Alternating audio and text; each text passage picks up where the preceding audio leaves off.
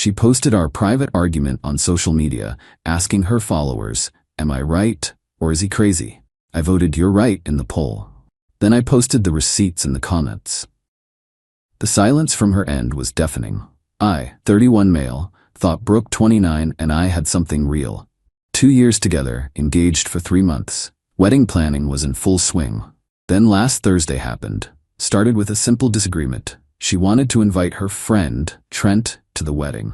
The same Trent who'd been sliding into her DMs for months with heart emojis and "you deserve better" messages whenever we had the smallest disagreement. I said I wasn't comfortable with it. "Brooke, you're being controlling. He's just a friend." "Me, a friend who messages you at 2 a.m. asking if you're happy with that guy?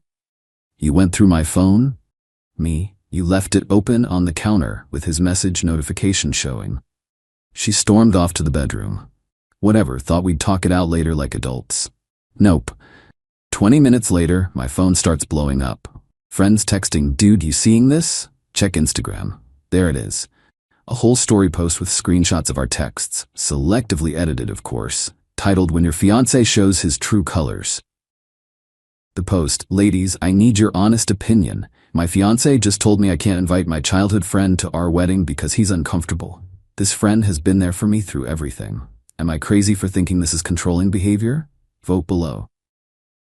Poll options. "You're right, that's toxic. He has a point." Within an hour, 89% voted she was right. Comments flooded in. "Red flag alert. Run girl, run. My ex started like this, ended with full isolation." She turned our private relationship issue into content, into entertainment for her 3,400 followers. I sat there for maybe 10 minutes, just staring. Then I voted. Clicked "You're right, that's toxic" on her own poll. But I wasn't done. Went to the comments. Posted from my account.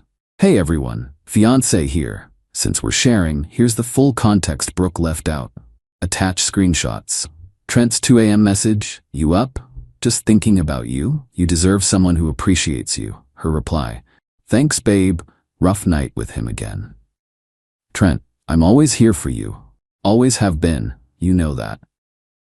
More messages of him calling her beautiful and saying I didn't deserve her. Then the kicker, screenshots from 3 weeks ago. Brooke to her friend Macy, "Trent's been so sweet lately. Sometimes I wonder what if, you know? Girl, you're engaged." Brooke, I know, just wedding jitters, probably." Posted it all. Every receipt. Caption, "The childhood friend she's defending. Still think I'm controlling? Or just a guy who recognizes when boundaries are being crossed? Thanks for coming to my TED Talk."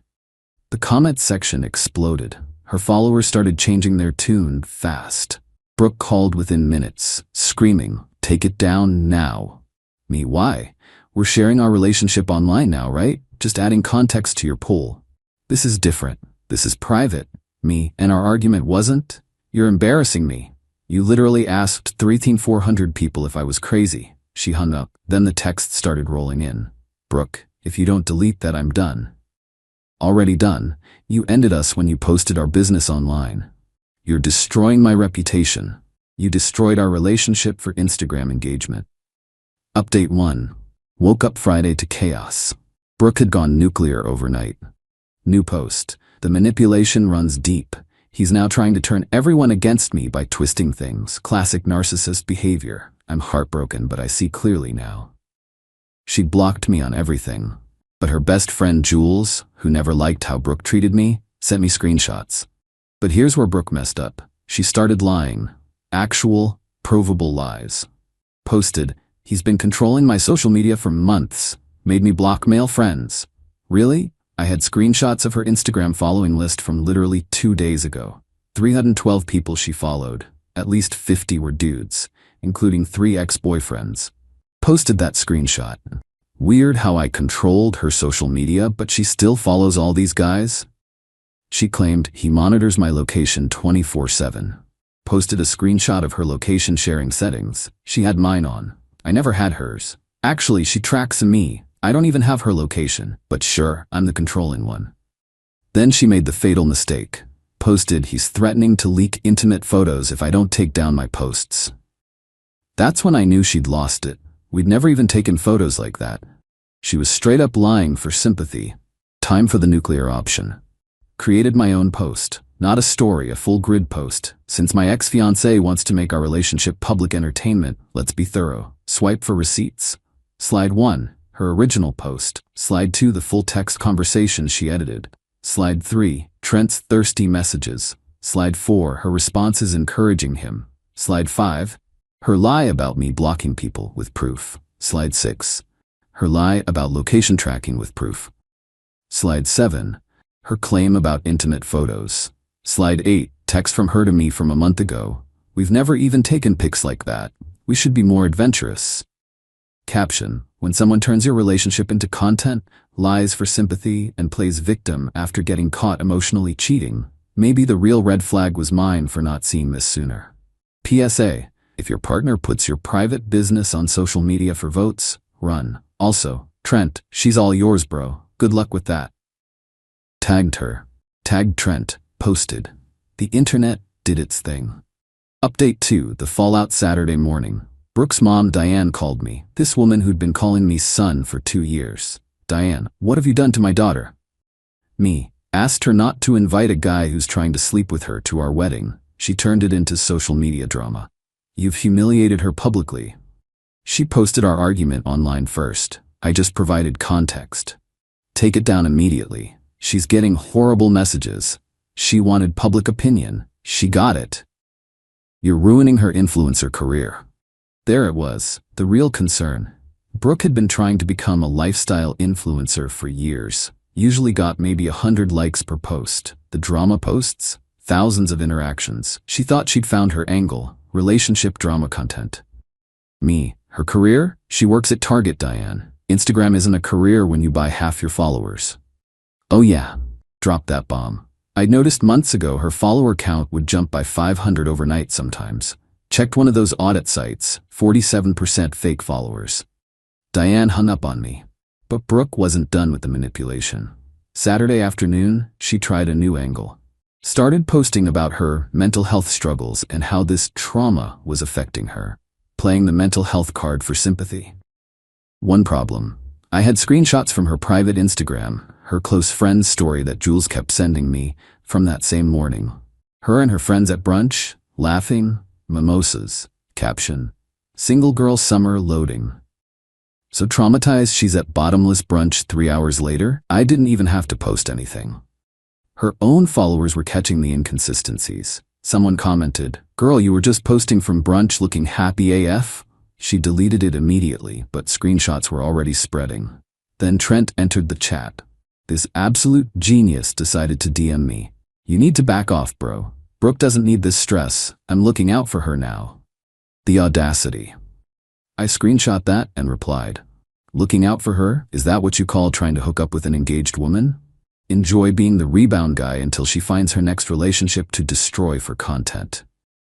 He tried to call me, didn't answer. He texted, "You don't understand what you've lost." Me: I lost someone who turned our relationship into a reality show. I'll survive. But the best part was yet to come. Update 3 Sunday.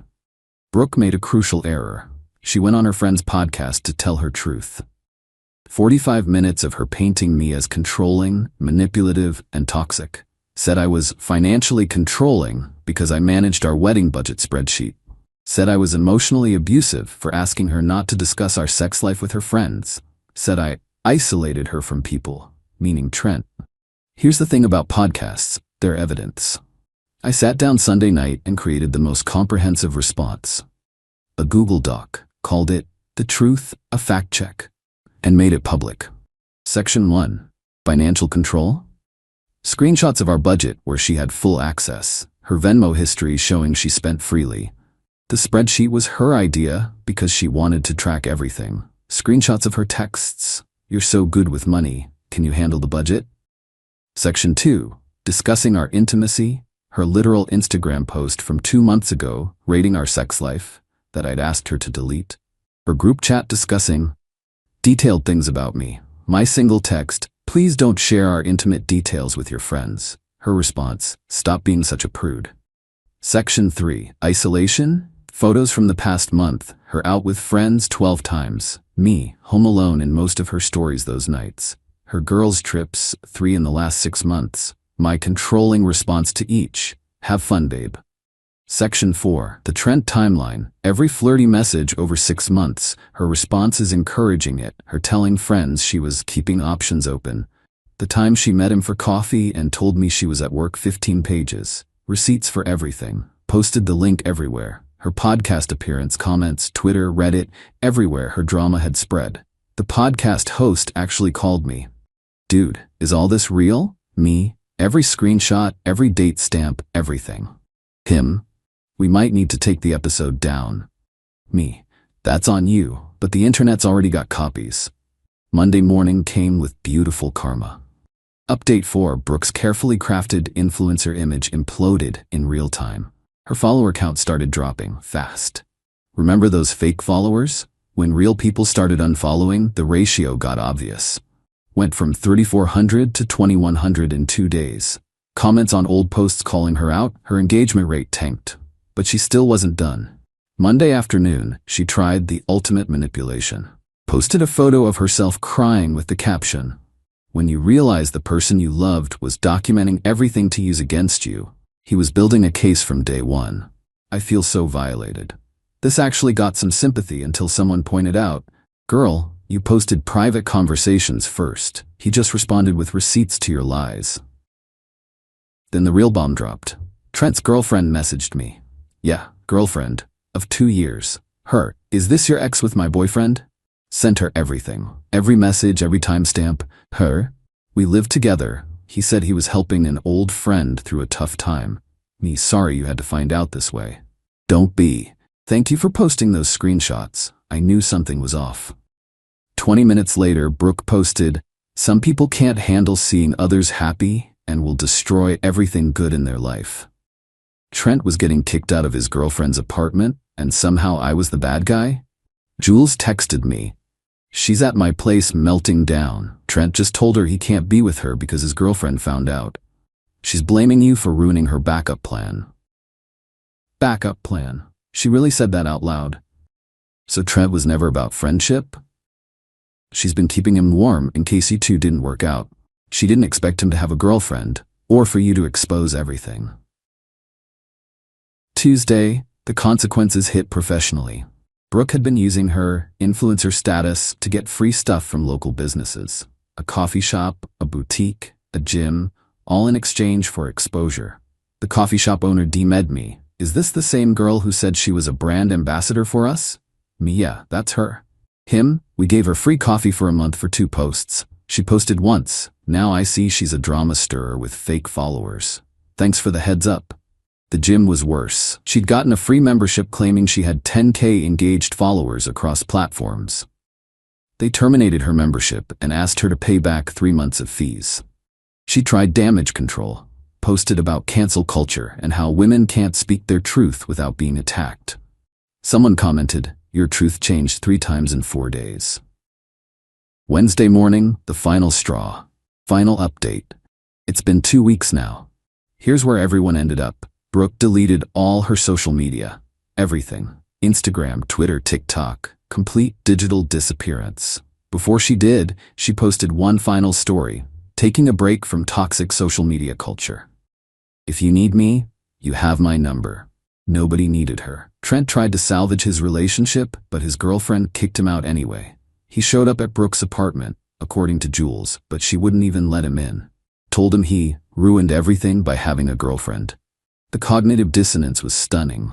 He messaged me one last time. "You destroyed 2 relationships for petty revenge." Me, "You destroyed your own relationship by emotionally cheating. Brooke destroyed ours by making it public entertainment. I just provided receipts." Life's about accountability, bro. Brooke's influencer dreams are dead. The boutique and coffee shop blacklisted her. The gym sent her to collections for the 3 months of membership. Her podcast appearance became infamous in our city as the girl who exposed herself trying to expose her ex. Found out through mutual friends she had to switch target locations because co-workers found the whole drama and wouldn't stop talking about it. She tells people I abused her, but anyone who Googles her name finds that public Google Doc with all the receipts. It's the first result. Her mom, Diane, reached out one more time last week. Different tone this time. Diane, I'm sorry about everything. I see now what really happened. What changed? Diane. She tried the same thing with Trent. Posted their private messages after he wouldn't leave his girlfriend. Claimed he led her on, but everyone already knew her pattern. Hope she gets help. She's in therapy now. Real therapy, not Instagram therapy quotes.